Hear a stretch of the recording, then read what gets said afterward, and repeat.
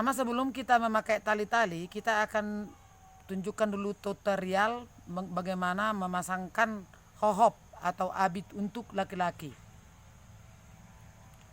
Jadi untuk hohop laki-laki coba diperhatikan, itu dimasukkan dulu ke dalam, kemudian dililitkan. Untuk hohop ini bisa ragi hotang,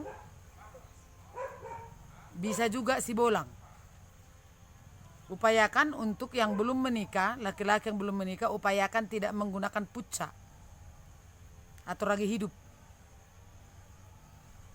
Upayakan tidak menggunakan itu, tapi menggunakan ragi hotang atau ulus sibolang juga bisa. Nah, supaya bisa kita pastikan dia tidak akan jatuh pada saat kita menortor, maka diikat dulu di dalam. Nanti bisa tali plastik, bisa ikat pinggang, atau bisa pengikat yang lain. Setelah dililitkan tadi ya, setelah dililitkan, kemudian diikat dengan pengikat, bisa tali, bisa ikat pinggang. Setelah dipastikan sudah pas pengikatnya, kemudian bagian atasnya dilipat untuk menutupi tali pengikat tersebut. Ya, jadi untuk memasangkan kostum adat untuk laki-laki tidak terlalu lama ya. Nah, kita di sini mencoba untuk menunjukkan kostum adat bisa dikatakan dahulu kala, bukan yang sekarang yang pakai jas atau pakai kemeja dan lain-lain. Untuk rumah persejarah Inang Nolibasa sendiri masih konsisten menggunakan sistem yang dulu. Laki-laki biasanya tidak memakai pakaian di atas. Nah, kira-kira sudah terlihat rapi, tertutup semua tali pengikatnya, siap untuk hohop, untuk kain hohop sudah siap ya.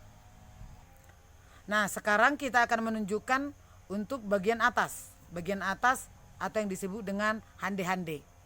Hande-hande untuk laki-laki yang belum menikah, lagi-lagi kita upayakan jangan menggunakan puca atau ragi hidup. Jadi laki-laki yang sudah menikah dan sudah pengulihan anak laki-laki baru menggunakan puca ya. Kalau untuk naposo bisa dia ragi hotang, bisa ragi hotang, bisa juga mengiring. Kalau mengiring itu ulus semua orang itu kan pada saat anak-anak lahir kan dikasihkan ulus mengiring. Dan jangan menggunakan ulus sadum. Ulus sadum itu ulus perempuan, bahkan itu ulus angkola malahan. Dan ulus bintang maratur jangan digunakan oleh laki-laki, tapi ulus ragi hotang. Ragi hotang yang kami tunjukkan di sini, ini kebetulan ragi hotang yang sudah model baru ya. Nah, bisa modelnya seperti ini, bisa modelnya seperti apa lagi? Bisa juga hanya dibuat seperti ini, itu juga jadi cantik. Kemudian model yang lain bisa juga dibikin supaya ini dia kalau misalnya harus banyak merembas, diikatkan saja, diikatkan. Apalagi dia kalau misalnya tampil untuk mermosak, supaya nggak lepas-lepas dia. Atau bisa juga dia dua kanan kiri, jadi dia bentuk silang. Ini kebetulan satu ulusnya ya, tapi itu bisa juga jadi dua kanan kiri. Kemudian ulusnya itu disatukan di samping, satukan di samping. Nah, di kancing paniti, dikasih kancing paniti, upayakan tidak kelihatan kancing panitinya. Lalu dipasangkan lagi ulus dari sisi kiri nanti. Itu jadi ada beberapa jenis ya. Nah, ini dia untuk pemasangan hande-hande. Jadi jenis ulus yang digunakan untuk yang belum menikah laki-laki, jangan gunakan ragi hidup. Dan untuk ulus laki-laki ini rata, maupun orang tua maupun yang masih muda, jangan menggunakan ulus bintang maratur, karena bintang maratur itu ulus perempuan. Ulus neopung boru seberu dia parujar. Dan jangan juga menggunakan ulus sadum. Itu kira-kira ya. Nah, setelah ini kita akan menunjukkan tutorial. Banyak sekali yang meminta pemirsa, terlebih peparan neopung yang ada di perantauan, meminta bagaimana cara tutorial memasang tali-tali di kepala. Selanjutnya kita akan menunjukkan tutorial memasang tali-tali di kepala.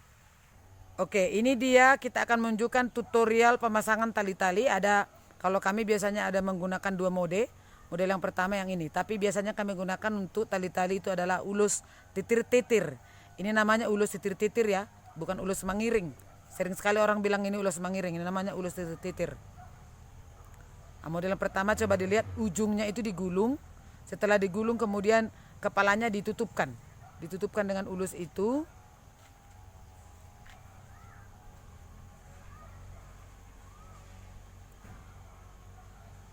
Nah, kemudian ketika ulusnya dililit, yang digenggam tadi yang di sebelah kiri itu ditaruh di atasnya. Jadi dia tertopang oleh ulus yang di bawahnya ya. Tertopang oleh ulus yang di bawahnya. Kemudian dililit sampai habis ulusnya itu. Dililit memutar di kepala. Kemudian dari atas. Tadi kan dari bawah yang tergantung di kiri itu. Sekarang dari atas supaya dia terjepit. Nah, setelah lilitan ulus itu selesai, kemudian dia diselipkan di antara ulus yang sudah terlilit. Ada, selesai. Gampang kan? Jadi untuk yang meminta dibuatkan tutorial membuat tali-tali, gampang sekali, coba lihat. Jadi pertama dia dipegang dulu, kemudian dimasukkan ulus dari bawahnya. Setelah habis dililit, dari atasnya, jadi terjepitlah ulus titir-titirnya itu kan. Ini namanya ulus titir-titir. Nah setelah ini kita akan melihat tutorial pemasangan tali-tali yang kedua. Tetap bisa pakai titir-titir, juga bisa pakai mengiring. Nah ini agak berbeda. Jadi ulusnya tidak ditutupkan di kepala, tapi dia hanya melilit di kepala. Pemasangannya hampir sama. Setelah digulung-gulung. Kemudian itu yang di sebelah kiri, upayakan dia yang tergantung itu kalau belum menikah, diletakkan di sebelah kiri, bukan di sebelah kanan ya. Karena itu yang menunjukkan dia belum menikah. Nah,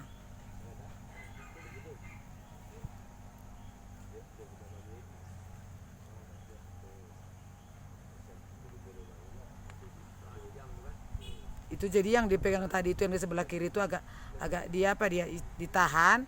Nah bisa dimulai dari bawah ulusnya, bisa dari atasnya. Nah setelah udah terlilit kemudian dia selipkan. Jadi biasanya kami memang kalau untuk tampil di seni pertunjukan, laki-laki kami ini, anak-anak muda remaja ini sudah memasang tali-tali sendiri. Kami tidak pernah lagi memasangkannya, mereka sudah mandiri memasangkan. Jadi ada dua model ya.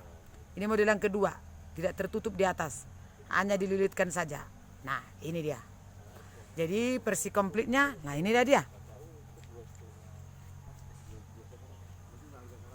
Nah, jadi untuk peparan di Daupung yang mencintai budaya Batak dan ingin melestarikannya, tertarik untuk tahu bagaimana masang kostum adat Batak, terlebih tali-tali, nah ini kami sudah buatkan tutorialnya.